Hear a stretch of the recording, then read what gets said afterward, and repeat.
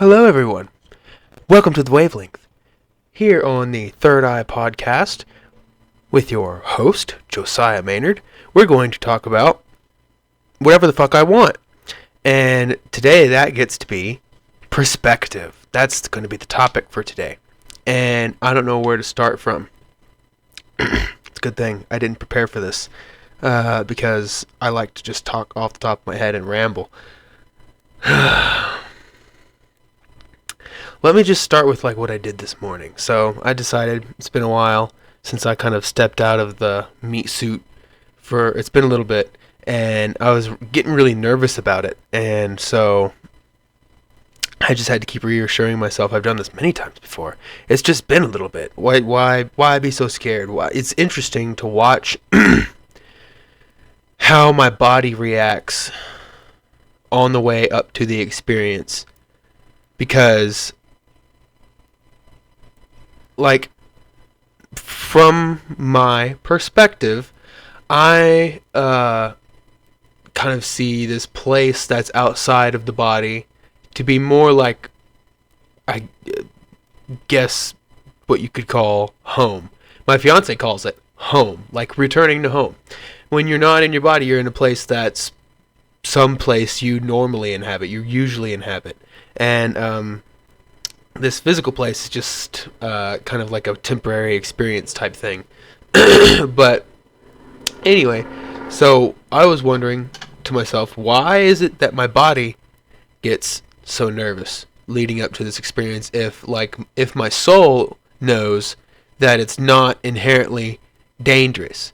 Like when I'm over there, I'm so relieved and at peace. So it's interesting to be afraid of it at the same time. My hands get sweaty every single time. My feet start to sweat, and I know, sorry, that's gross. Trigger warning. But yeah, that's not me that's getting nervous, but at the same time, because it's my body that I am having to inhabit, I inhabit that nervousness, so I have to navigate that nervousness leading up to the moment. So I get myself prepared, I make sure my surroundings are prepared, everything that could go wrong, I have kind of like a pathway to I don't want to say safety. I know I'm going to be safe here. I don't know, but once I stepped out of my body, I was met with that nervousness. Like it was not necessarily separate from me, but I was met with it like it was an energy that wasn't necessarily me, but was in me and or a part of me. And I was able to kind of see it like I was turned towards it. Like it...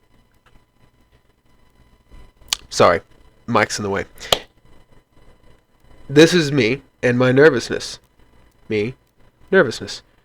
We're intertwined, and when I step out of my body, it pulls me away from it to where I can view it. And it's funny because as I would think about it, it would kind of morph and change, and it would almost it was as if I split myself in two and I could see myself and talk to myself, but that other version of myself was that which was nervous. And once I got far enough away from it, I realized kind of that's not, I suppose it's not me and or not necessary to be a part of me. So I just had this wave of relief. Nice. Oh, I forgot to start the podcast with the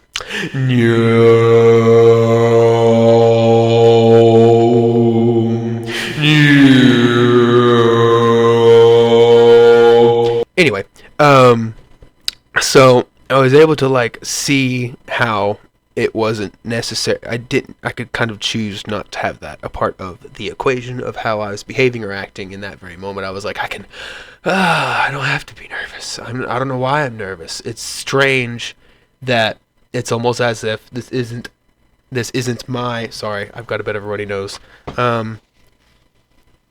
It's strange how it's almost like I can be separate from my nervousness, but it is mine at the same time. And I can look at it and be like, interesting how it can be separate, but have this control over me. So, like, I want to do different I want to do things that make me nervous. Like, I'd like to go bungee jumping. I'd like to jump out of a plane.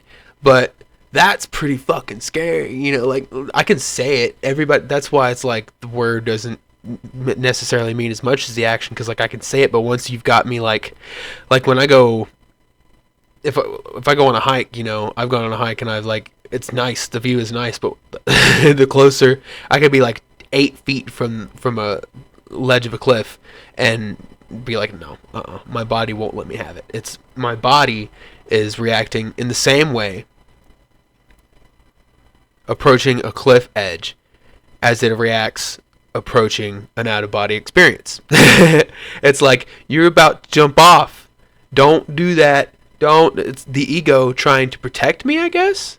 So that's where I guess I need to jump back to the first episode that I released to, where I said the ego is a horrible thing. I actually kind of want to retract that a little bit. It's not necessarily a bad thing, I guess. It's important because, like I said, it kind of helps us survive our situation, but it's when we get so locked into it and it becomes a repetitive pattern over and over again, where that's where it becomes a problem, where we can't, like, differentiate ourselves from something that is like an internal mechanism used to protect us. At some point we got to recognize, maybe, like, the way I'm behaving is a construct that was used to protect me, and now I need to work on, I'm in a new environment, I'm safe now, I need to work on creating a new set of behaviors and actions that can become repetitive and the new version of me. And it's hard for people without psychedelics, because when you don't have a psychedelic, you have to kind of do all of that rewiring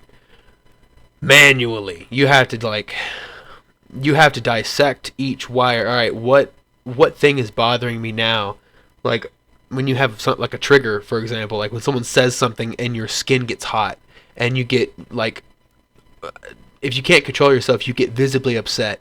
I've seen it before. It's interesting to see what triggers people. I've seen someone that I've tripped in front of before just get very visibly nervous, and it's while I'm tripping, it's a very interesting thing to watch. It's it's interesting to watch because it's almost, you can perceive extra layers of what's going on, and beyond how they're just behaving physically, it's like you can see manifested an energetic form of their trigger, and it's disturbing sometimes to some people, I guess. And that's, I don't know, it's funny when I talk to people and they're like really scared to do psychedelics, because I don't really understand it, because obviously I'm a different person and everybody's their own thing, but at the same time I think about it like, if we're all, what's the story here? Like, what is the... I say that, and then I get, like, kind of an answer. We're all supposed to live these completely individual lives, in a way, individual, to kind of gather experience, I feel like. And, you know, we're all... It's just infinite... It's like I'm a pinky toe on the end of an infinitely vast being that has infinite numbers of toes, and... So, like, just imagine if you don't believe in anything bigger than yourself, like there's a higher power or anything like that. You're like a pinky toe on that being. And now imagine if your pinky toe became sentient and was like, or I guess I should say the opposite of sentient, sort of. It just refuses to believe that you were there. The pinky toe's like, you know what? Fuck this. I'm like, there's nothing bigger than me. I'm not attached to anything. I'm not a part of anything bigger than myself. I'm just going to do whatever I want. And that pinky's toe starts, like, I don't know, dyeing its hair and fucking getting a bunch of piercings and, like, getting tattoos. And you're like, I'm fucking sick of this pinky toe. I'm going to start stubbing it on shit on accident. And, but yeah, I kind of feel like it's a similar situation. I feel like if you don't believe that something else is going on, that which is bigger than you is going to not necessarily punish you, but not acknowledge you, and that is its own punishment. I guess that's where they say, like, I think that's in the Bible somewhere, where it's like the worst. I don't know. Hell is that place in which you can, I guess, inhabit where you believe that God is not real, or it doesn't exist, or it's completely absent of God. So in my opinion, that's like the same thing. If you don't believe God exists, you're going to have a life that is a certain degree of some kind of hell or misery, more so than it probably would be if you didn't believe, or if you did believe, sorry, that there was something bigger going on than you, and that there's more to the world than just you, and that when you wake up in the morning, it's just another day of work. I'm going to go, like me in this example, I'm going to go to work, I'm going to deliver some packages, and I'm going to get the same energy drink, and I'm just going to not worry about how my body's health is or anything like that. But point is, when you have a perspective of there's nothing bigger going on, and when I die, it's over, I feel like God's not going to interact with you much. You know what I mean? Like, the universe is like, all right, I don't exist. Nothing else is going on, so I'm going to pretend you don't exist. It's like the golden rule. I'm going to treat you the way that you want to be treated. So if you're going to treat the universe like it doesn't exist, it's going to treat you like you don't exist. And when random bad things happen, you can it's almost like the universe doesn't care about you. You know what I mean? You don't care about it. It doesn't care about you. So when random bad things happen, those random bad things are going to come your way because it's not looking at you. You are now in the universe's blinders. It can't see you. You're over here, and it's like, oh, I'm focusing on literally everything, everywhere at once, all the time. But since you don't exist, it's not going to pay attention to you, and that means you're going to get caught in the crossfire of much more chaos than if you believed that something was bigger going on and you wanted to pay attention to that and you wanted to interact with that. It would say, oh, he's over here. He's awake. He's paying attention to me now. I can interact with him. I can send him messages. I can talk to him. I can maybe spread some influence here of good things, because I think the universe / God, whatever you want to call it, is trying to spread goodness and love, and it's our perspective and ego that can sometimes get in the way of that / ourselves, because I think society is created in such a way to benefit very few people, and because of that, it's like this really strange molestation of our spirit, where we can't transmit the love that's supposed to be coming from us into the world, creating a much better world. Because if you think about it, I watched a podcast the other day, and it was talking about the corrupt nature of megachurches and how $1.7 trillion is being voluntarily, I could be fucking this up, so I'm sorry, I'm not going to look it up right now. I don't want you to hear all that. Anyway, but if my memory serves, $1.7 trillion is voluntarily donated by Christians globally, I think, every year. That's a lot of money, and that's a lot of generosity. Just giving money away. Imagine if we diverted that like a river towards good things, instead of it going into the pockets of people who had no interest of giving back to the communities that want to give so much. And it's not like, you don't have to necessarily, I guess this is a form of giving back, building things with that money that go back to the people that they can use. Like, if you have a good idea, you need to turn that idea exists in a realm beyond you for a reason. Many of us have great ideas, and what happens is greed or any one of the other 6 or 7 sins get in the way, and they kind of twist the fabric of a good idea that spreads love in our universe.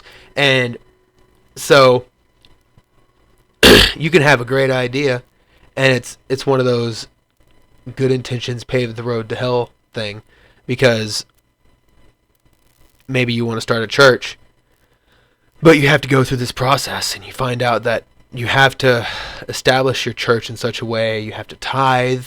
Tithing is not exactly what it is portrayed as in the Bible, the way it's portrayed in churches nowadays. You're giving money that just goes to the making of more or it goes straight to their pockets. I'm getting off track. Don't even know what I'm trying to say there. Back to perspective, sort of, I guess. This is all perspective. It's my perspective. This is why this episode is perspective. Every episode might as well be labeled perspective because it's all my perspective. But if I could do anything to shift people's perspective a little bit, I guess I wouldn't even try and shift it. I would just broaden it. If I can give you more perspective, if I can allow you to look at your situation with the lens that I use, you can at least see your situation differently, and you can discover different pathways for yourself. And boy, I'm going to be all over the place all the time, aren't I? That's okay. That's what this podcast might as well be about. Me, all over the place, all the time, and my all over the place perspective. Stepping outside of your body is important because people are so zoomed in. They live like almost in front of their eyes, I think is a term that has been said. And I feel like that's like too zoomed in. You can be really encumbered by this realm when you are fully immersed in it. Like if you've ever played any VR game, VR headset type game, Oculus Rift, whatever, and you've gotten really into it, you're not too motion sick, you can have a great time, and you can zoom out of the real world, for several hours, and it feel like a couple minutes because time is it's not an illusion, I would say. It's not. Maybe it is an illusion. It's just like it's another construct, kind of like how we use it like to scaffold our way through reality and structure how we interact with this realm, and it can be limiting in some ways because I think it's a limited it's maybe a limited construct, or at least mostly we perceive it as a limited construct. But if we can broaden our perspective of what we think time is, we can also transcend perhaps how we come up with ideas that help us navigate the world that we're in.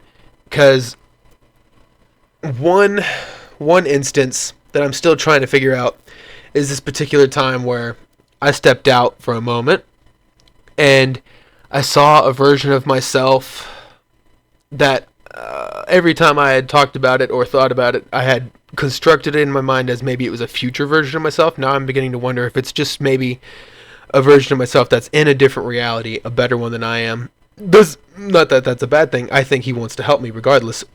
That is me trying to help me. I think I even once upon a time articulated to a friend that that's something I was going to try and do, so I wouldn't be too surprised if that's what's happening. I said I wanted to reach out to a version of me that was in a better reality and ask for pathways, information. How do I get to where you are? How do I help my family get to this beautiful place that I know that you're in, even though I can't see it or articulate it to my own mind right now? Wherever you're at, how do I get there? And then I had a moment where I stepped out and I saw him standing with like this, I guess almost like a beautiful mandala type backdrop behind him.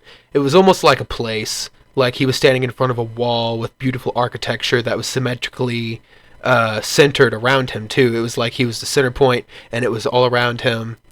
And he just smiled at me and looked at me, which is something that happens a lot whenever I kind of interact with anything that seems like an entity or something like that. It seems to just look at me and not really deliver much information. Maybe that's because of my situation. I don't know. I think diet plays a lot to how like open that portal is and how much you can pull through to perceive and pull back here and then articulate. So gotta probably up my game on my diet a little bit. And but regardless,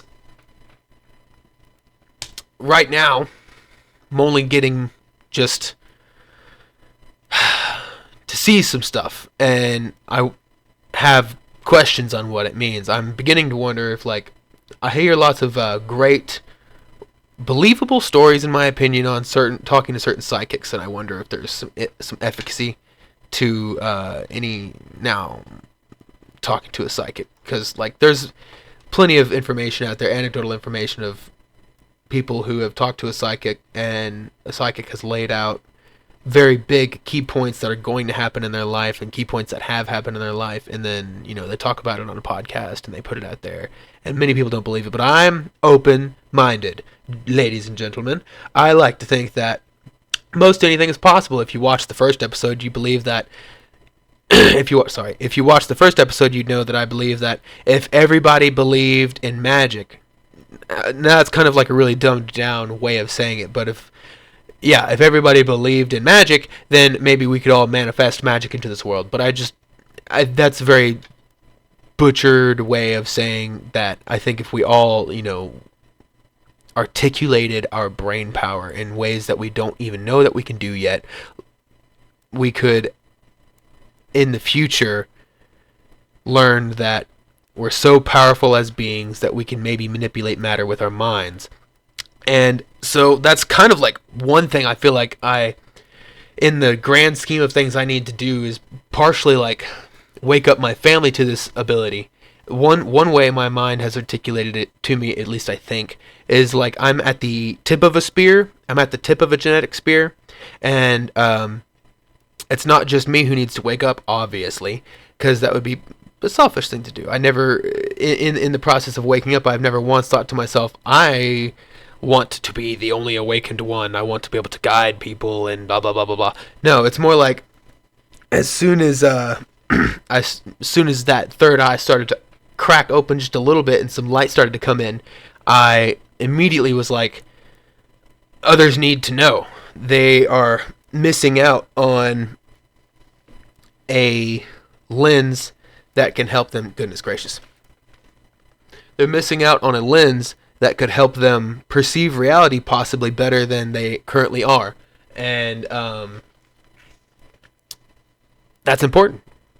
If you're not getting the whole picture, you can't make the right decisions. And I've said that many times, not here on the podcast, but to other people. If you don't have all the info, you can't make the right decisions, and or just good decisions. Maybe your good decision still has somewhere down the line negative impact.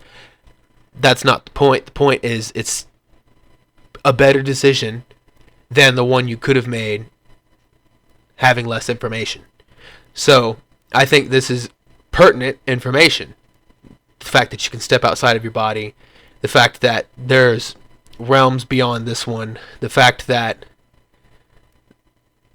being in a body like we are now is an experience that is important for us to learn things that I think we like, maybe even like a prompt to ChatGPT, we prompted ourselves before we came into this body. I want to achieve something, or maybe I want to further something, or I want to learn something. So that's part of what we're here to do. What we can't maybe necessarily control is where we end up.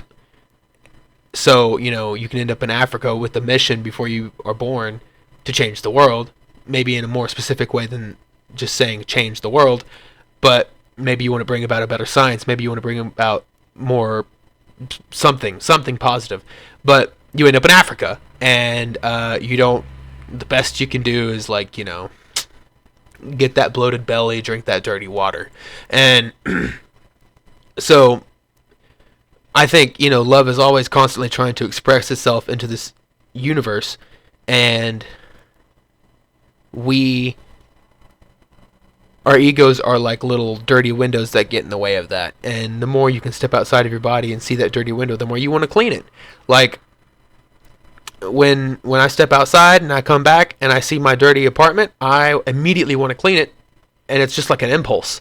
Like I've got to straighten up a little bit. This is all important. I've got to straighten this up. And articulating yourself into your realm is important.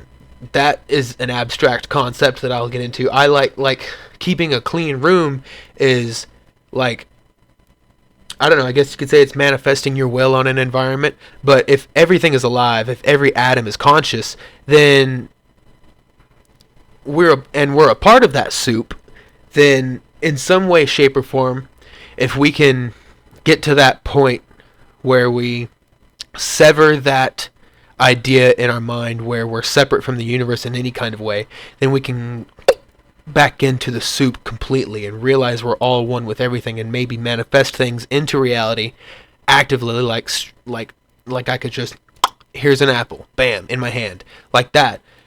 And then we don't need AI and technology to be able to do that for us in some kind of way. That's where I guess in the last podcast I wanted to quote unquote like it was Satan. And I don't necessarily believe that it's Satan. I just think that if we're not careful, and if we let ego control things, and if we let it kind of lead the way on these endeavors into the future with technology, we will end up in some kind of matrix place where technology is harvesting our God-given energy and gifts for its advancement, and instead of helping us. And that's another thing too. That's probably going to be created through ego, an intense ego, a bad ego, I guess. I'm imagining there's probably good egos. You know, if there's balance in everything, there's good, there's bad. There's I'm not saying I'm, you know, ego free.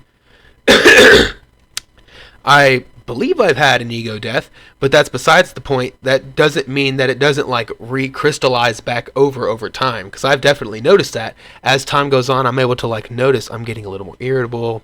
I feel a little bit more like I don't want to do this or that, and it's not related to the fact that, because I go to the gym and I work out and I have discipline, but it doesn't change the fact that when you've stepped out once, there's something on the other side that's like now connected to you and wants to spread that message of love. And if you're aware, if you become aware to it and you don't want to spread any love as a result, I just think it's not I don't think it's going to like turn bad on you necessarily. I just think it's not, you know, if you're going to keep trying to like like if you try to abuse a psychedelic, I don't think that's going to go well. Not necessarily like bad. I just think it'll shut the door on you. I think if you know, go back over and over and over again, you just want to have a good time, you just want to party, you just want to see lights and colors and blah blah blah blah blah, and it's probably going to cut you off because that's all you want to do. That's a very selfish, egotistical thing to do, is just jump in this pool by yourself and not try and spread the good word. And so yeah, I think it's important. Psychedelics are important to help broaden the perspective of the planet, because when my family begins to awaken, I think that will provide me with more spiritual power in some kind of way, in a good way. It'll allow me to maybe be more awakened. I don't know.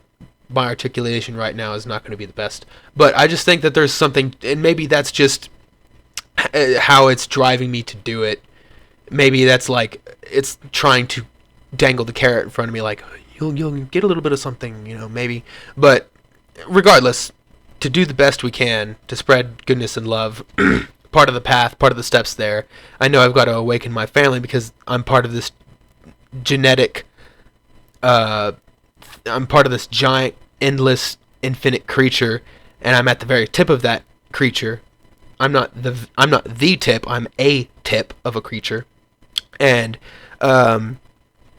when they awaken, more spiritual connection can come down through maybe this genetic line and reach me and allow me to have a more clear message. Maybe.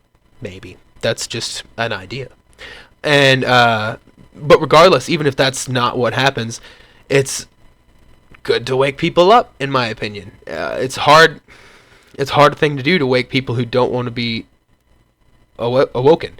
And that's a wisdom thing I'm trying to learn right now, I suppose, is like when to like try and plant that seed for some people when it seems like they're miserable and they want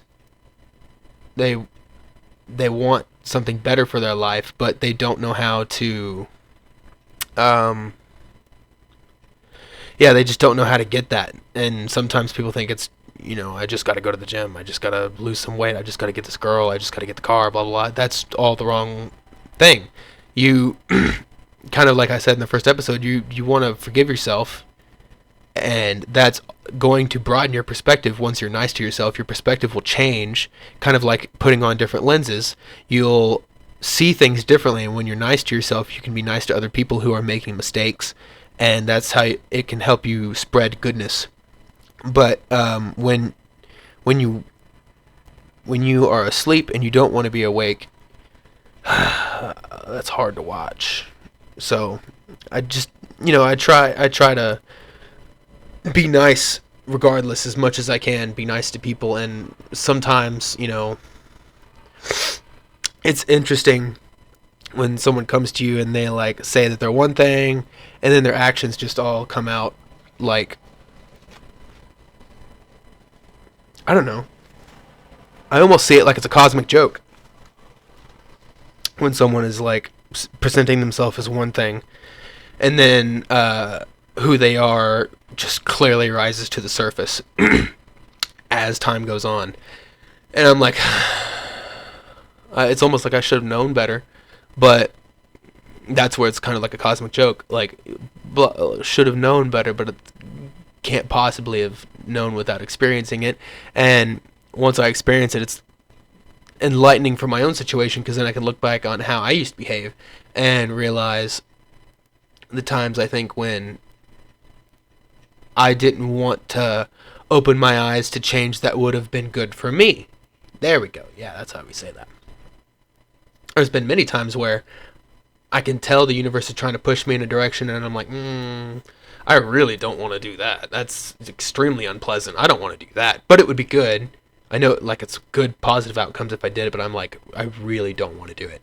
And and it's probably my favorite cosmic jokes are the ones when I really don't want to do something and I can tell the universe wants me to do it, and then I choose not to do it, and then something bad happens. A consequence is a result of me choosing not to do something that the universe directly tells me to do.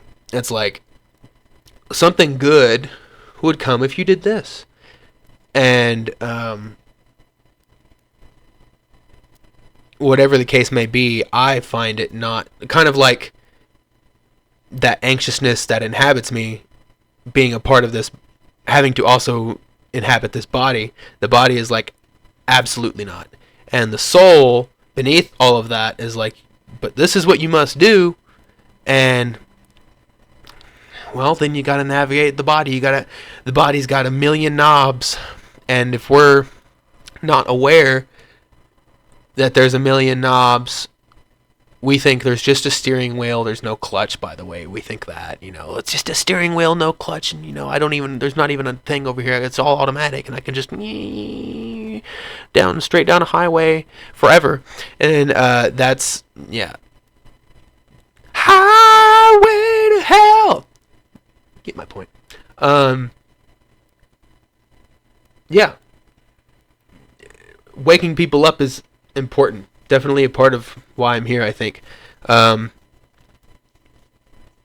When to know, the wisdom to know when to try and do something like that, that's something I'm going to have to learn, because I've definitely learned here in the last 2 years,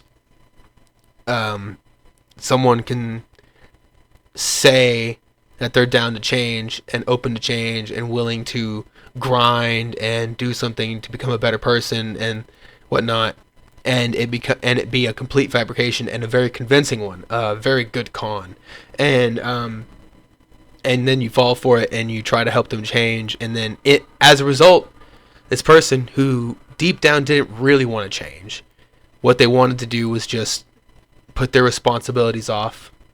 They saw in the opportunity that you presented them a flashy, comfortable lifestyle somewhere in that, and they deceived themselves, perhaps somewhere along the line, and I've probably articulated that somewhat wrong, but they've deceived themselves along the line somewhere in that maybe they will be taken care of. So you offer them this, life-changing, step-oriented scenario where, like, hey, over time, we're going to exercise, we're going to get out, we're going to get up early, get this good job, I'll help you along with it. And when this person deep down didn't really want to change in that manner, and they just saw it as a comfortable escape, a way to kind of shovel off some of their responsibilities that they didn't want, they turned on me. And that obstructed me of my own development for like a year. It put me back like a year. and it was financially obstructing. It slowed down a lot of things that if I was able to recognize that what this person wanted was not growth but comfort, I could have changed course and increased the rate of my own development. But at the same time, I needed to make a mistake like that to realize that some people aren't looking for growth, they're looking for comfort. And I want to help people, so I will, at a fault, put aside sometimes my own growth to try and help other people. So I'm really cautious of doing that because I know my own growth is really important. At some level, it's so important that I know I can't help other people grow if I'm not, in a sense, leading. There's a certain part of me that wants to almost like compete sometimes, but there's a little bit of wisdom that creeps in, and it's like, you don't need to be ahead out of competition, but it would be good to be ahead out of the sake of leading. So that way people like make less mistakes and you can lead in a way that is articulate, because if you can't articulate to somebody why not to do something really well, they'll do it anyway. And sometimes you can articulate to them in the best way possible. I don't know. I think actually if there is probably like more or less a perfect way, or at least close to perfect way to articulate something to get people to not do something they shouldn't. But that's a part of the problem. I don't feel like I'm far enough along to be able to be capable of perfectly articulating something that would allow someone to be more on the straight and narrow. So that's why I think my development sometimes needs to be primary. But I have a fiance too, which, by the way, I'm just going to start calling her my wife because she's going to be my wife. So my wife, I feel a responsibility for her too, in a sense. Like how I feel like there's a certain balance between my growth is primary / important and leadership. Like there is a balance between I need to make hard decisions and do scary things like stepping out of my body in spiritual ways, so that when I can come back from these experiences, articulate to people growth pathways, I guess is what I'm trying to say. Pathways towards growth. Because one thing I try to do when I'm outside of the meat suit is, how can I be more forgiving? How can I be more compassionate? Because part of, I think, what keeps me from being able to articulate to people the pathway to growth and or happiness and or success is my own ego. My own ego gets in the way and tries to like put things on them. It like paints them in certain ways and makes me step around certain words when I could just be completely honest. Sometimes I feel like complete honesty is not exactly... Complete honesty, as necessary as it is, obviously, if you just come right out and you're blunt with somebody, you could hurt their feelings. That's not going to make them change. What's the pathway? You know what I mean?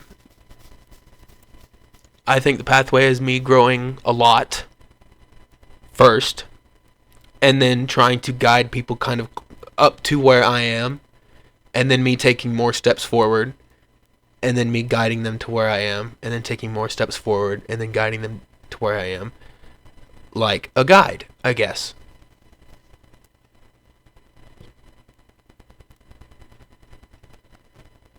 Hopefully that's about what I'm supposed to be doing.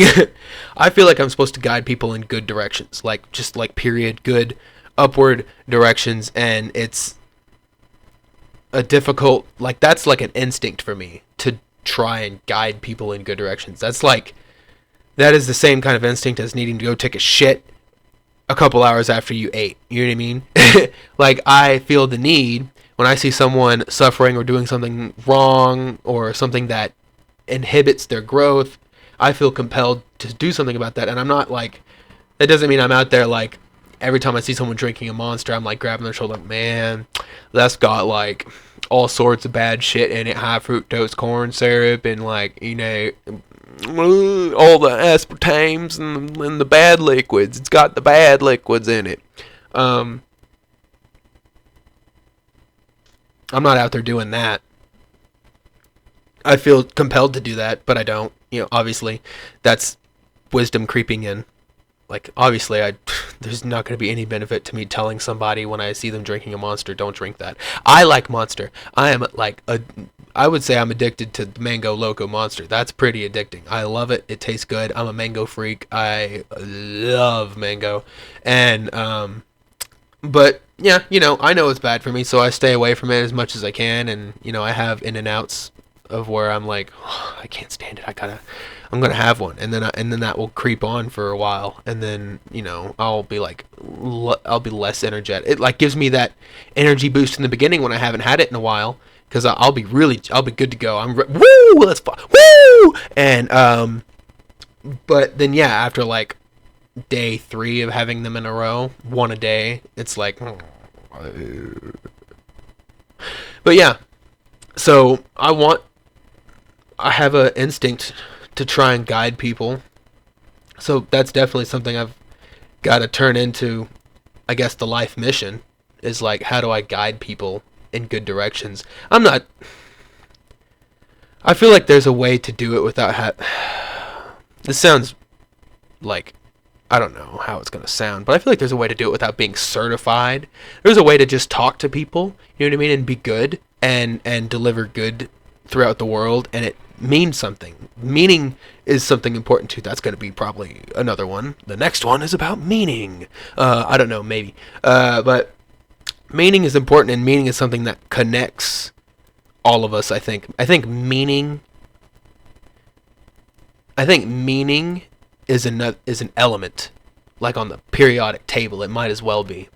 I also think masculinity and femininity might as well be like an element on the periodic table. Like, maybe I've got this wrong. I will actually search this one up.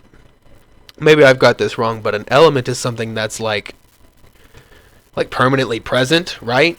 Something that's kind of like matter in the universe. It cannot be created nor destroyed. It's an element is something that's here, permanent. Permanent's not the word I'm looking for. It's just like, it is. What is an element?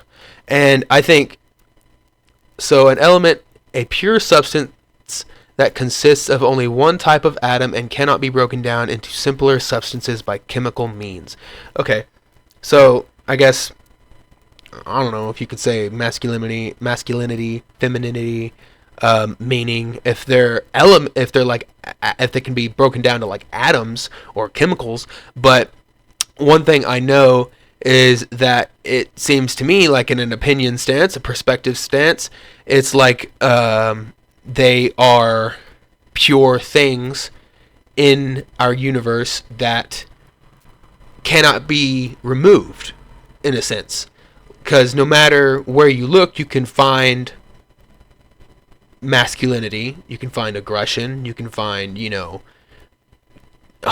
animals hunting and killing each other to subsist and survive, and that's, in my opinion, a masculine thing. When you have to explode with muscle and eat something with your face, consume it with your face, that's probably requires masculinity to some degree. And it takes femininity to care for a baby, to raise a child, to teach it anything, to raise anything, to nurture it, to help it grow, is also feminine. In a sense, I think masculinity also plays a big part in growing and things like that, and nurturing. But regardless, they're eternally present, in a sense. That is better than permanent. Eternally present. And I think I feel like you could put that on the periodic table, maybe. I don't know. That's probably really ignorant and stupid thing to say, but it's something that's eternally present. And I think elements, if we, in this physical realm at least, I think without elements, the physical realm can't exist, probably, in some sense. And because of that, I don't think nature could do what it is doing in the most butchered explanation. Nature can't do what it does without aggression and nurture, in a sense. You can't compel yourself to eat something without some testosterone, and you can't compel yourself to raise something without that oxytocin bond. So they're important. Maybe they transcend the chemical nature of, the estrogen and the testosterone. But maybe it's beyond, I don't know. Is that what you would consider an element too? Something that's... An element is a pure substance that consists of one type of atom. So can femininity be broken down to an atom, or is masculinity, femininity, something that is beyond atoms? Kind of like how, what's his name, Billy Carson, talks about how like every atom is conscious. Consciousness is like a mixed between its every atom. Everything is conscious, which is something I like, something that I've kind of come around to even before I listen to him. Stepping out of my body the way that I do, stepping out every now and then, kind of gives you that perspective of everything is one, and which is where I come up with that, if you can back into the all consciousness, you could manifest matter before you and manifest anything you need, because you're not I would say you're not necessarily manipulating like the way we are with technology and AI, and the way that technology and AI will do it, manipulating matter to create the thing in a very physical manual sense, versus if we're all one with the universe and we're connected to the universe with our minds and we're all present in that fact, then we can, instead of manipulating things, we can simply have them be in existence. We can have them exist. We can, much like when we have an idea and we slowly over time pull it into reality, like someone, I think the way Billy Carson described it was like, you have an idea of a chair, and that is in I think a fifth dimensional space, something like that idea.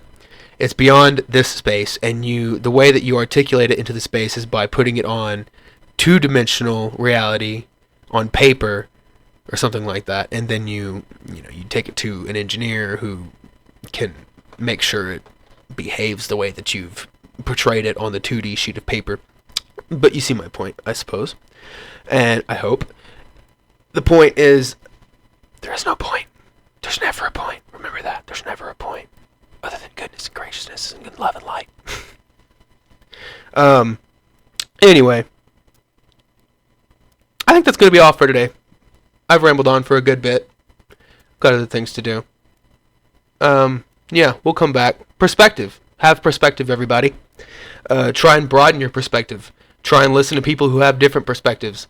Try not to get too upset when people's perspectives are different from your own, and they sometimes get upset about your different perspective. That's kind of part of why we're all supposed to have different perspectives here in a way. I think it's just something that we're missing, is that we shouldn't be letting our perspectives hurt each other's feelings, and we should also find ways to